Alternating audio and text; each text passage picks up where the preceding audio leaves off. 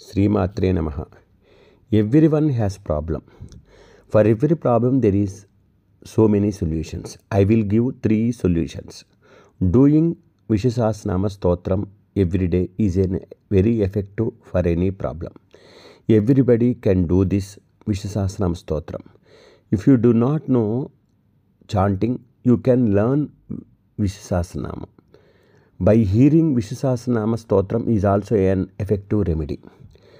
Please do Kuladevatya Stotram or Kuladevi Stotram chanting to get rid of any problem. It will give so much of result in your life. Always pray to Pitru Devata. Offer them water and also give meals and vastras to Pitru Devatas at their tidis, mainly on Anamavasyas.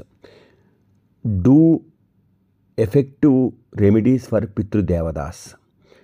Pitru Devatas will be happy by doing your prayer. If they are happy, so many problems will get rid of from your life. Doing three remedies in your life, you will be so happy.